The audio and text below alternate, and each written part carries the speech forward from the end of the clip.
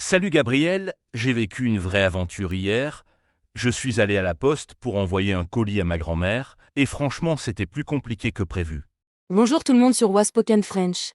Antoine, à la poste. Ça me rappelle des souvenirs. Maintenant tout le monde envoie des messages par Internet. Raconte-moi ton aventure.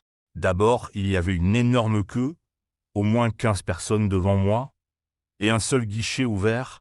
J'ai attendu 45 minutes. 45 minutes. C'est long. Et pourquoi tu n'as pas utilisé les machines automatiques? Il y en a dans toutes les postes maintenant. J'ai essayé, mais mon colis était trop gros pour la machine. Et puis, j'avais besoin de conseils. Je ne savais pas quel service choisir. C'est vrai que pour les gros colis, il faut aller au guichet. Et ta grand-mère habite loin. En Bretagne, à 400 kilomètres d'ici. Et dans son colis, il y avait des choses fragiles. Des pots de confiture que j'ai fait moi-même. Tu fais de la confiture? Comme c'est mignon. Et qu'est-ce que l'employé de la poste dit quand tu as expliqué ça? Elle m'a demandé qu'est-ce qu'il y a dans votre colis. J'ai répondu de la confiture maison. Elle a dit il faut déclarer le contenu et mettre fragile. C'est la procédure. Et elle t'a proposé quoi comme option d'envoi? 3 choix. Courrier normal, 3 jours, 8 euros. Courrier rapide, 1 jour, 15 euros. Et chronopost, livraison le lendemain matin, 25 euros. 25 € pour un colis. C'est cher. Le courrier rapide, 15 euros. Ma grand-mère n'était pas pressée, mais je voulais que la confiture arrive vite, en bon état. Bon compromis? Et l'employé t'a demandé autre chose? Oui, elle a dit, voulez-vous une assurance? Si le colis se perd ou se casse, on vous rembourse. Ça coûte 3 euros supplémentaires. Une assurance pour un colis. Et tu as pris? Oui, mes pots de confiture, j'y ai passé tout un week-end. Si ça se casse, au moins je suis remboursé. 18 euros au total. Tu as bien fait. Et comment elle a emballé ton colis? Elle m'a donné du papier bulle. Elle a dit, enveloppez bien vos pots et mettez-les dans cette boîte en carton. C'est plus sûr. Le papier bulle. J'adore ce truc. Et tu as fait l'emballage toi-même? Oui, j'ai mis chaque pot dans du papier bulle, puis dans la boîte avec du papier journal autour. L'employé vérifiait, c'est bien, ça ne bouge pas. Très professionnel. Et après, qu'est-ce qui s'est passé? Elle a pesé le colis, 2,5 kg. Puis elle a mis l'étiquette d'adresse et le timbre fragile. Un gros autocollant rouge. Et elle t'a donné un reçu? Oui, avec un numéro de suivi. Elle expliquait, avec ce numéro, vous pouvez suivre votre colis sur Internet. Vous saurez où il est. Pratique. Et tu as suivi ton colis? Tous les jours. Le premier jour, colis en cours de traitement. Le deuxième jour, colis en transport. Le troisième jour, colis livré. Et ta grand-mère a bien reçu? Les pots étaient intacts? Parfait. Elle m'appelait Antoine, ta confiture est délicieuse. Et tout était bien emballé. Aucun pot cassé. Mission réussie. Et pendant que tu étais à la poste, tu as vu d'autres services? Oui, des gens retiraient des colis, d'autres achetaient des timbres. Et une dame payait ses factures. On peut payer ses factures à la poste. Oui, l'électricité, le gaz, le téléphone. La dame avait une pile de factures. Elle payait tout en espèces. C'est pratique pour les personnes qui n'ont pas Internet. Et tu as vu d'autres choses intéressantes. Un monsieur envoyait une lettre recommandée. L'employé lui a demandé une pièce d'identité. Il fallait signer un registre. Les lettres recommandées, c'est pour les documents importants. Et tu sais pourquoi il faut une pièce d'identité? L'employé a expliqué. C'est pour prouver que c'est bien vous qui envoyez la lettre, et le destinataire doit signer quand il la reçoit. C'est un service sécurisé? Et il y avait d'autres services? Oui, on pouvait retirer de l'argent, il y avait un distributeur automatique, et aussi changer de l'argent étranger. La poste, c'est comme une petite banque.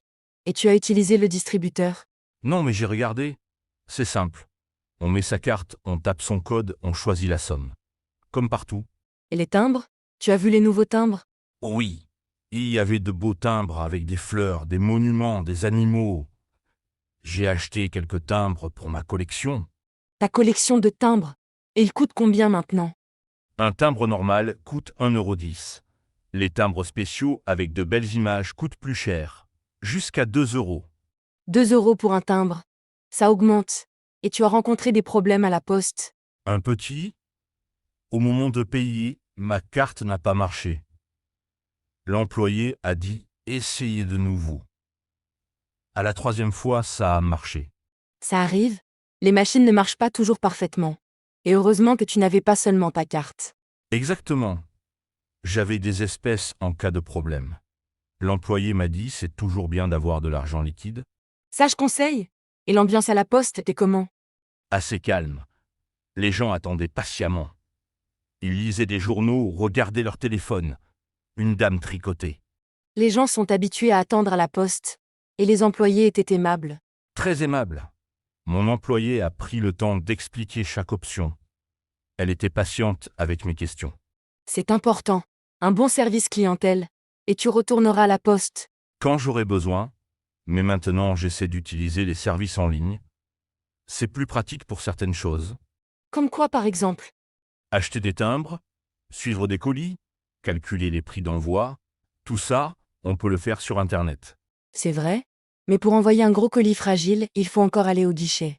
Exactement. Et puis j'aime bien le contact humain. L'employé m'a rassuré pour mon colis. Le contact humain, c'est irremplaçable. Et dans ton quartier, la poste est grande. Moyenne. 4 guichets mais souvent seulement 2 ouverts. Et des machines pour les services simples. Et les horaires? Ouverte de 9 h à 18 h. Fermée le dimanche et le lundi matin. Il faut bien organiser ses visites. Et les autres clients, ils étaient pressés. Certains oui. Un homme regardait sa montre tout le temps. Il soupirait. Mais la plupart attendaient calmement. Il y a toujours des gens pressés. Et toi maintenant tu préfères aller à la poste ou utiliser les services privés? Ça dépend. Pour un colis important, je préfère la poste. C'est plus sûr. Pour les lettres simples, parfois j'utilise les boîtes jaunes dans la rue. Les boîtes aux lettres, elles existent encore. Et tu fais confiance. Pour les cartes postales, oui, mais pour les documents importants, je préfère le guichet. On a un reçu, c'est plus sûr. Tu as raison. Et tes amis, ils utilisent encore la poste? De moins en moins, ils envoient tout par email. Mais parfois, il faut envoyer des documents originaux. Là, il faut la poste. C'est vrai. Et pour les cadeaux? Mes amis utilisent souvent les services de livraison privée. C'est plus rapide, mais plus cher aussi. Et ta grand-mère, elle va à la poste souvent. Oui, elle n'utilise pas Internet. Elle va à la poste pour tout. Payer ses factures, envoyer des lettres, retirer de l'argent. La poste reste importante pour les personnes âgées. Et elle était contente de recevoir ton colis. Très contente. Elle m'a dit c'est tellement mieux qu'un email. On peut toucher, sentir, goûter. Les vrais colis, c'est magique. Ta grand-mère a raison. Il y a quelque chose de spécial à recevoir un vrai colis. Et tu vas lui en renvoyer. Pour Noël, je prépare déjà des biscuits. Cette fois, je prendrai une plus grosse boîte. Excellente idée. Et tu utiliseras le même service. Oui, le courrier rapide avec assurance. Ma grand-mère mérite ce qu'il y a de mieux. C'est adorable. Merci Antoine pour cette visite à la poste. Ça nous rappelle que certains services restent indispensables. Avec plaisir, Gabriel. Et vous, chers auditeurs, allez-vous encore à la poste? Racontez-nous vos expériences. Oui. Et n'oubliez pas, parfois les vieux services ont encore du charme. Un vrai colis, c'est plus personnel qu'un email. Exactement. Vive la poste et les vrais colis. À bientôt sur Waspoken French, et bonnes expéditions à tous.